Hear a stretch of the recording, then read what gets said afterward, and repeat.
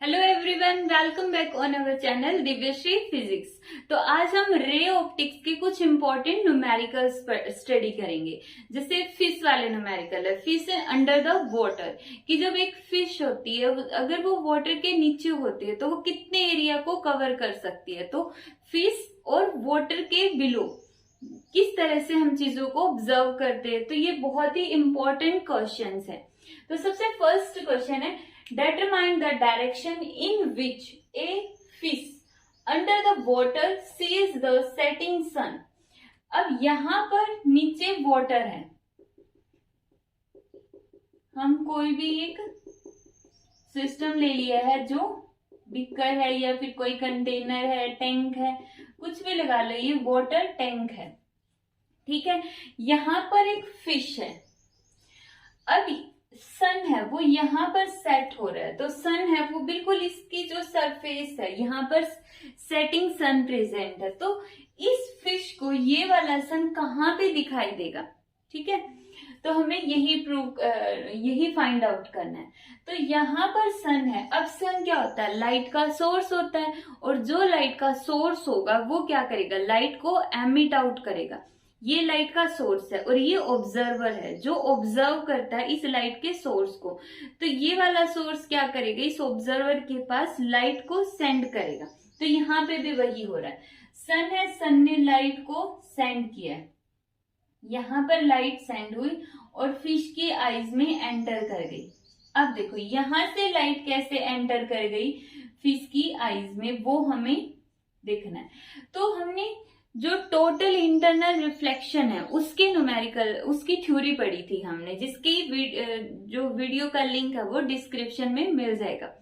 तो उसके अंदर हमने क्या देखा था कि अगर angle of incidence is equal to है क्रिटिकल एंगल के, अगर एंगल ऑफ इंसिडेंस किसके इक्वल है, क्रिटिकल एंगल के, तो जो एंगल ऑफ रिफ्रैक्शन होगा वो कितना होगा, 90 डिग्री होगा, ठीक है। यहाँ पे हमने क्या कर दिया, प्रिंसिपल ऑफ रिवर्सिबिलिटी यूज कर दिया। रिवर्सिबिलिटी मतलब कि देखो जनरली तो क्या होता है, यहाँ पे सोर्स है, यहाँ से लाइट जाएगी और यहाँ पर चली जाएगी। यहाँ पे हम उल्टा ले लेते हैं, यहाँ से लाइट आ रही है तो वो यहाँ पर चली जाएगी, सिंपल है प्रिंसिपल ऑफ रिवर्सिबिलिटी के अकॉर्डिंग। अगर हम सिंपली देखते हैं तो सोर्स हमेशा यहाँ पर होता है, यहाँ से लाइट इस पर फॉल होगी, एंगल ऑफ रिफ्लेक्शन यहाँ पर जाएगा, कितना होगा 90 डिग्री का। बट इसके अंदर हमें फिश और वाटर सिस्टम को समझने के लिए हम इसका उल्टा मान लेते हैं कि जो लाइट यहाँ से आ रही है और यहाँ पर फिश की आईज में वो एंटर कर जाएगी। अब यहाँ पर क्या होगा, देखो अब जो फिश है उसको सनलाइट कहाँ से आती हुई दिखाई देगी, उसको सनलाइट आती हुई दिखाई देगी यहाँ से, उसको लगेगा कि सन यहाँ पर है। अब एक्चुअल में जो सन की रियल पोजीशन है वो इस जगह पर है, लेकिन यहाँ पर उसकी कौन सी पोजीशन होगी, अपरेंट पोजीशन होगी। मतलब सन एक्चुअल में यहाँ पर है, होरिजन के ऊपर या वाटर सरफेस के नजदीक, बट फिश को लगेगा कि सन यहाँ पर है, क्योंकि उसकी आईज में जो लाइट एंटर हो रही है उसको ऐसा लगेगा कि वो इस वाले सन से आ रही है, ठीक है। मीन्स ये सन की इमेज की तरह काम करेगी ड्यू टू रिफ्रैक्शन। अब यहाँ पर देखो कब, जब एंगल ऑफ इंसिडेंस किसके इक्वल होगा, क्रिटिकल एंगल के इक्वल होगा, तो उस टाइम पे। अब देखो यहाँ पर हम क्या पढ़ते हैं, म्यू किसके इक्वल होता है, 1/sin c, ठीक है। हमारे पास म्यू की वैल्यू है, हमें चाहिए क्रिटिकल एंगल चाहिए सबसे पहले तो यहाँ पे sin c किसके इक्वल हो जाएगा, 1/μ। c किसके इक्वल हो जाएगा, sin इनवर्स 1/μ। अब c साइन इनवर्स, और म्यू की वैल्यू कितनी है, 1.33, तो यहां से आ गया साइन इनवर्स। जब हम इस वैल्यू को सॉल्व करेंगे तो हमारे पास आएगा 0.75 और समथिंग आएगा यहाँ पे, ठीक है, 0.75 समथिंग। तो ये आ गया हमारा c की value, angle of critical angle की वैल्यू आ गई। तो पूछा क्या इन्होंने, direction, determine the direction in which fish under the water sees setting sun, किस डायरेक्शन के अंदर वो सेटिंग सन को ऑब्जर्व करती है। तो यहाँ पे हमें वो डायरेक्शन कैलकुलेट करनी ये होगी, लेकिन ये डायरेक्शन सेटिंग सन की एक्चुअल पोजीशन ये है, तो इसने इतने एंगल पर इसको दूर दिखा दिया, तो ये वाला एंगल यहाँ पर कैलकुलेट करना है। इंपॉर्टेंट है ये पॉइंट कि कौन सा एंगल कैलकुलेट करना है। हमने तो निकाल दिया क्रिटिकल एंगल सी, ये वाला एंगल, लेकिन हमें यहाँ पर फाइंड आउट ये करना है कि जो डिटरमाइन द डायरेक्शन, वो डायरेक्शन बताओ in which a fish under the water sees the setting sun. Setting sun actual में यहाँ पर है, लेकिन उसको ऑब्जर्व होता है यहाँ पर। तो कितने एंगल की जो उसने इल्यूजन क्रिएट हो गया उसके लिए, तो वो एंगल कैलकुलेट करना है। ये वाला पूरा एंगल है 90 डिग्री का, ये हम निकालना चाहते हैं ये वाला। ये एंगल कितना क्रिटिकल एंगल है, क्यों वर्टिकली अपोजिट एंगल, ये अगर क्रिटिकल एंगल है तो ये भी कितना होगा क्रिटिकल एंगल होगा। तो मान लेते इसकी वैल्यू कितनी है थीटा है, तो यहाँ पे थीटा की वैल्यू कितनी होगी, theta is equal to 90 degree minus C. अब 90 डिग्री सी की वैल्यू एग्जैक्ट हम फाइंड आउट नहीं कर सकते, तो इसको एज इट इज लिख देंगे, साइन इनवर्स 0.75 ये आंसर आ जाएगा। अगर हम इसकी वैल्यू किसी तरह से फाइंड आउट कर सकते हैं तो उस सिचुएशन में हम क्या करेंगे, इसकी वैल्यूज को यहाँ पे रख देंगे और 90 डिग्री में से सबट्रैक्ट कर देंगे। तो ये था हमारा फिश वाला क्वेश्चन कि जो फिश है अगर वाटर के अंडर होगी तो उसको सेटिंग सन कहाँ पर दिखाई देगा। सेकंड क्वेश्चन है, refractive index of water is 4/3। Water का रिफ्रैक्टिव इंडेक्स है 4/3। Determine the angle of cone, cone का वो एंगल फाइंड आउट करना है विद इन विच, जिसके अंदर इंटायर आउटसाइड व्यू वाटर से बाहर का पूरा view will be confined for a fish under the water. मतलब क्या है कि एक फिश है, वो यहाँ पर एक फिश है, ये हो गई फिश, तो हमें ये बताना है कि वो कितने एरिया को ऑब्जर्व कर सकती है। जैसे हम एक टॉर्च लेते हैं, अगर ऑब्जर्व करोगे तो उस टॉर्च की लाइट एक कोन की शेप बनाती। कोन की शेप का होता है, इस शेप का कोन होता है। तो अगर हम टॉर्च लेते हैं तो उसकी लाइट ऐसे ही फैलती है कोन की शेप में। तो यहाँ पर जो फिश लाइट को ऑब्जर्व करेगी, फिश क्या छोटी सी है, तो यहाँ पर इसका उल्टा हो जाएगा, सोर्स कहीं और है और यहाँ पर ऑब्जर्वर है, सोर्स से लाइट ऑब्जर्वर के पास गई। सिंपल सी बात है, अगर हम टॉर्च से लाइट को दूर जाते हुए देखेंगे तो इस तरह से कौन बनेगा, लेकिन अगर दूर से हम टॉर्च की तरफ आते हुए देखेंगे तो वो कौन इस तरह से बन जाएगा, लेकिन बनेगा कौन ही वो। तो यहाँ पर फिश हो गई। तो अब हम देखते हैं कि वो कितने एरिया को देख सकती है। अब बिल्कुल ठीक सामने वाले एरिया को तो देख सकती है, तो सबसे पहले यहाँ पर हम एक परपेंडिकुलर नॉर्मल ड्रॉ कर लेते हैं, क्योंकि जो उसकी आईज के बिल्कुल सामने होगा उस पोर्शन को वो देख सकती है। अब यहाँ से लाइट फॉल करवाने लगते हैं। फॉर एग्जाम्पल हमने फॉल करवाई यहाँ पर, जिस जगह पे लाइट फॉल है उस जगह ड्रॉ करेंगे नॉर्मल। अब इंपॉर्टेंट पॉइंट है, अगर यहाँ पर जो एंगल ऑफ इंसिडेंस है आई, उसकी value less than critical angle है, अगर एंगल ऑफ इंसिडेंस की वैल्यू क्रिटिकल एंगल से कम है तो लाइट बाहर चली जाएगी, मतलब वो देख सकती है। फिर एंगल को थोड़ा सा और बढ़ा दो।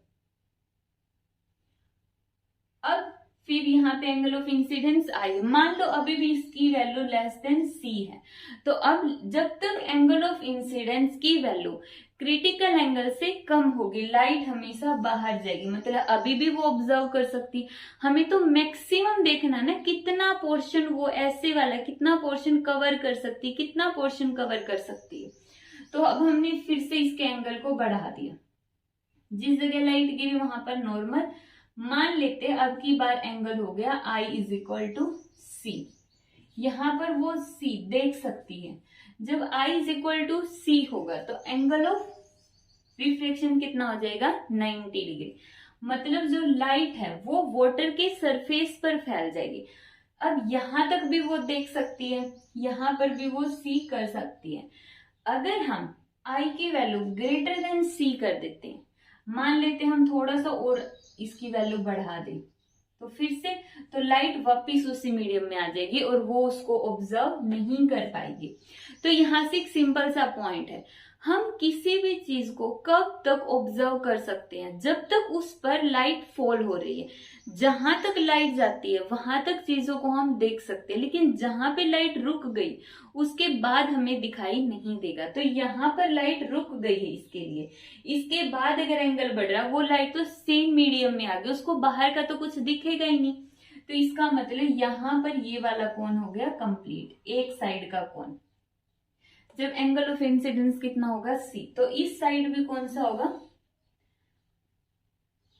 जब आई इज इक्वल टू होगा सी। तो ये एक कोण बन गया है उसके लिए। अब ये 3D है, अब बीच वाली चीजों को हम रब कर लेते हैं, ये सिर्फ समझने के लिए थी।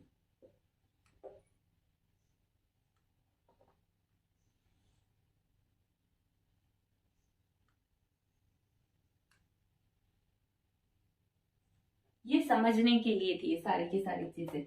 अब देखते हैं ये जो कोण बना इसका एंगल कितना, मान लेते हैं कि इसका कंप्लीट एंगल है 2 थीटा। 2 थीटा क्यों माना है, कैलकुलेशन को इजी करने के लिए, क्योंकि थीटा ये रख लो और थीटा ये वाली चीज मान लो। अब हमें इस कोण का एंगल बताना, क्योंकि इन्होंने क्या पूछा, डिटरमाइन द एंगल ऑफ कोण। ये जो कोण बना है इसका कंप्लीट एंगल बताओ, विद इन विच, जहां पर वो सारे आउटसाइड व्यू को देख सकती है, इतने में वो देख सकती है। लेकिन अगर इससे बाहर जाएगी लाइट तो वो ऑब्जर्व नहीं कर सकती है, क्योंकि हमारी आंखों का एरिया भी तो एक सीमित होता है कि हम कितने पोर्शन को कवर कर सकते हैं। ठीक है, तो यहाँ पर फिश की आइज का भी एक लिमिट होती है कि वो इतने ही एरिया को कवर कर सकती है, इससे ज्यादा के एरिया को वो कवर नहीं कर सकती है एक टाइम पे। तो यहाँ पर हमें 2 थीटा की वैल्यू कैलकुलेट करनी है, कितनी होगी। तो सबसे पहले हम थीटा कैलकुलेट कर लेते हैं। थीटा कैलकुलेट करने के लिए मान लो ये है O, ये है P, ये है Q और ये है R पॉइंट। इन पॉइंट्स के हमने नाम दे दिए। तो सबसे पहले यूज करते हैं ट्रायंगल OPQ का। तो ट्रायंगल OPQ के अंदर ये देखो जो थीटा एंगल है, ये वाला एंगल है थीटा, इतना एंगल, ये एंगल थीटा होगा और ये किसके इक्वल होगा, एंगल आई के इक्वल, जो किसके इक्वल, एंगल सी। क्यों, क्योंकि ये है अल्टरनेट एंगल, अल्टरनेट एंगल है। अब जो ये अल्टरनेट एंगल हो गया, ठीक है, तो थीटा किसके इक्वल हो गया, सी के इक्वल हो गया। अब यहां पर देखो हम इसको रब कर लेते हैं पहले।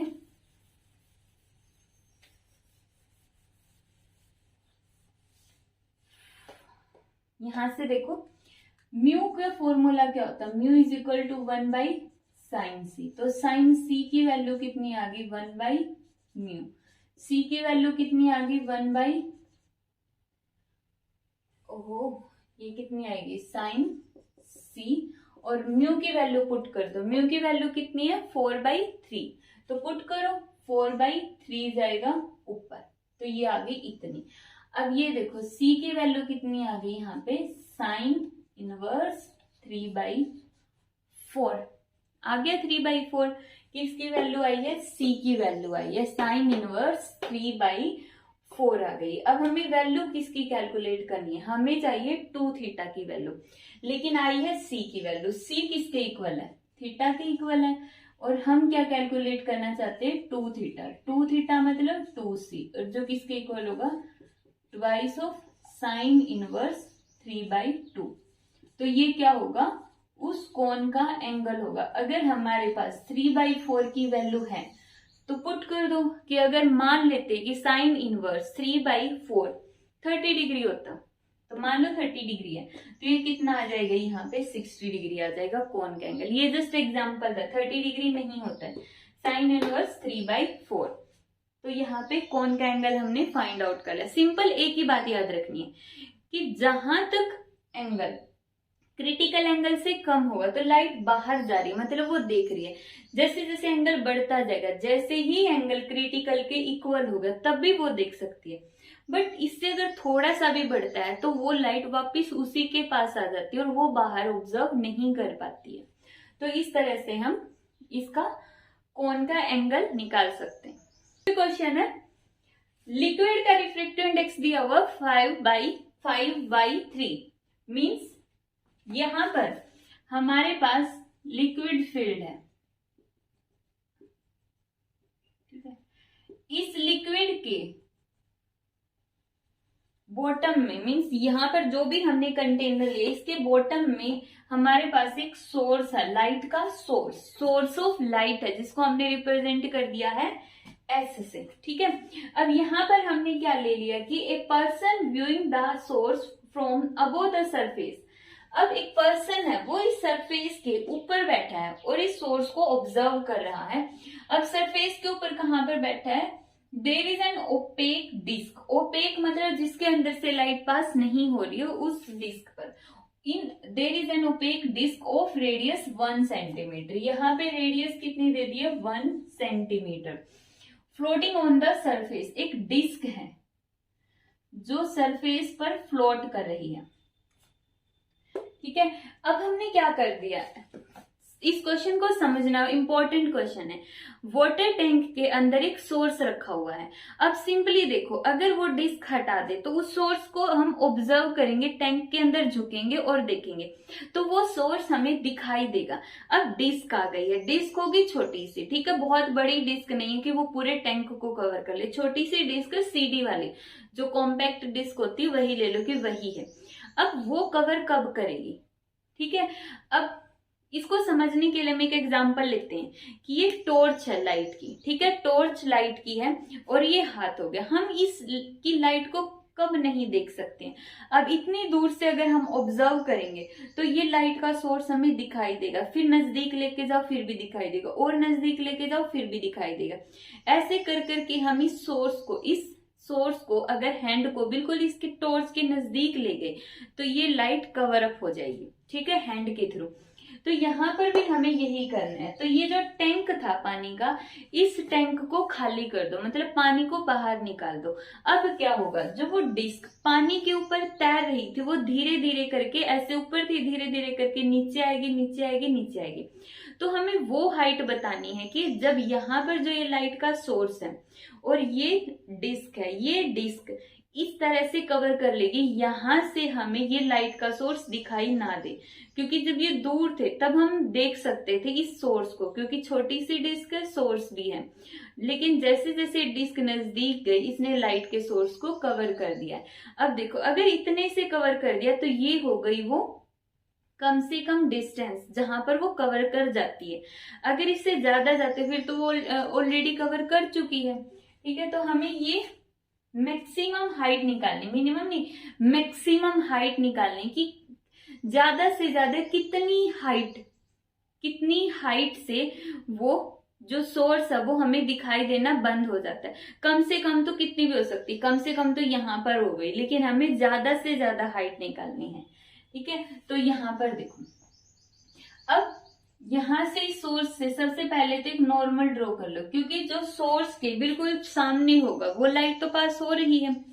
अब यहां से लाइट पास होगी तो ये देखो, मान लेते हैं कि ये जो डिस्क है उसकी रेडियस है r और h हाइट, ऐसी हाइट है, वो मैक्सिमम हाइट है जहां से ये उसको कवर कर लेती है, ठीक है। और कब कवर करेगी, जब यहां पर एंगल ऑफ इंसिडेंस किसके इक्वल होगा, क्रिटिकल एंगल के इक्वल होगा। सिंपल सी बात है, फिश वाला ही क्वेश्चन हो गया ये तो, कि अगर यहाँ पर एंगल लेस देन क्रिटिकल होता तो ये लाइट बाहर चली जाती और हम यहाँ पर है, मान लो यहां से हम उसको ऑब्जर्व कर लेते लाइट को।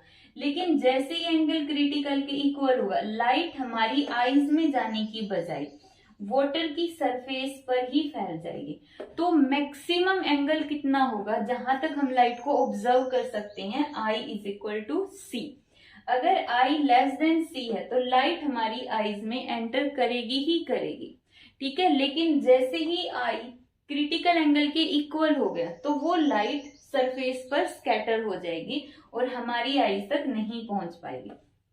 तो इसका आंसर ये कब हो रहा है, जब एंगल किसके इक्वल होगा, क्रिटिकल एंगल के इक्वल। यहां से भी किसके इक्वल होगा, क्रिटिकल एंगल के इक्वल। जो ये वाला एंगल ऑफ इंसिडेंस है वो किसके इक्वल है, क्रिटिकल एंगल के इक्वल है। अगर ये एंगल C है तो ये भी कितना होगा C, अल्टरनेटिव एंगल ये C एंगल है तो ये भी C, तो एंगल ऑफ कोन कितना हो गया यहाँ पे, angle of cone is equal to 2C, या तो इसको 2 थीटा मान लो, जो 2 थीटा वो दोबारा 2C के इक्वल हो जाएगा शुरू में ही, इसको एंगल ही वही मानो, अल्टरनेट एंगल इसलिए ये C और ये इसके अल्टरनेट है इसलिए ये भी कितना हो जाएगा C हो जाएगा। अब इसको देखो, यहां से हम क्या लगा सकते हैं, TIR टोटल इंटरनल रिफ्लेक्शन, जिसके अकॉर्डिंग म्यू किसके इक्वल होता है 1/sin C के इक्वल होता है। अब यहां से देखो म्यू की वैल्यू तो हमारे पास है, ठीक है, हम निकालना चाहते हैं इसके अंदर h की वैल्यू, मैक्सिमम हाइट निकालनी, मींस h की वैल्यू कैलकुलेट करनी है हमें इसके अंदर। अब c की वैल्यू हमारे पास है नहीं, और अगर हम फॉर्मूला यूज करते 5/3 वाला तो वो साइन का एंगल हमें नहीं पता चलेगा कि जो साइन यहां से जो वैल्यू आएगी साइन इनवर्स 3/5 वो कितने पर है हमें नहीं पता, तो इसका मतलब कोई और मेथड सोचना पड़ेगा। तो हम कोई भी ट्रायंगल उठा लेते, इसको मानो O, ये हो गया पॉइंट P, ये हो गया Q, तो ट्रायंगल OPQ, इस ट्रायंगल में से साइन C की वैल्यू निकाल लेते हैं कि साइन C किसके इक्वल है। साइन का फॉर्मूला क्या होता है, perpendicular divide by hypotenuse, theta के सामने, थीटा कौन सा है C, थीटा के सामने की साइड परपेंडिकुलर, जो किसकी है, रेडियस ऑफ डिस्क है, ये इस डिस्क की रेडियस है तो ये हो गई R, और हाइपोटेन्यूज ये इसकी हाइट है h, तो हाइपोटेन्यूज पाइथागोरस थ्योरम के अकॉर्डिंग कितना निकल गया, √r² प्लस h², ये आ गया। अब इस वैल्यू को यहाँ पे पुट कर दो, तो mu is equal to sine C 1/दिस टर्म, तो कितना हो गया, ऊपर ले जाओ, √r² h² divide by r, ये टर्म पलट जाएगी क्योंकि यहाँ पे 1/sin C है। अब क्या करोगे, दोनों साइड स्क्वायर करेंगे तो ये वाला under root cancel, r² plus h², नीचे सिर्फ r है तो इसका क्या हो जाएगा, r² हो जाएगा। अब क्रॉस मल्टीप्लाई कर दो, μ² के नीचे कुछ भी नहीं है तो हमने मान लिया 1, तो यहाँ पे क्या आ जाएगा, μ² r² is equal to r² plus h²। हम वैल्यू किसकी निकालना चाहते हैं, h की, तो यहाँ से r² को इस साइड लो, μ² r² minus r² is equal to h², r² common निकालो, μ² minus 1 is equal to h²। अब देखो हम चाहते हैं h की वैल्यू निकालना, r की वैल्यू भी है और म्यू की वैल्यू भी है, तो h किसके इक्वल आ जाएगा, √r² μ² माइनस 1, वैल्यू पुट कर दो, r की वैल्यू है 1 तो 1 का स्क्वायर 1, फिर है म्यू का स्क्वायर, म्यू 5/3 तो कितना आ गया 25/9 माइनस 1, एलसीएम लेते हैं तो कितना आएगा एलसीएम 9, तो ये आ गया 9। h की वैल्यू कितनी आ गई, यहाँ से 25 में से 9 गए तो कितना बनता है, यहाँ पे 25 में से 9 गए तो 16/9 अंडर रूट, ये आ गया, ठीक है। अब यहाँ से 16 किसकी वैल्यू होती है, √16 4 के इक्वल और √9 3 के इक्वल है, रेडियस सेंटीमीटर में थी तो हाइट भी हमारी किस में आएगी, सेंटीमीटर के अंदर, तो ये कितनी हाइट है 4/3 सेंटीमीटर, तो ये वो हाइट है, मतलब यहाँ पर जो लाइट का सोर्स और यहाँ पर जो डिस्क रखी हुई है, अगर वो 4/3 कितना होता है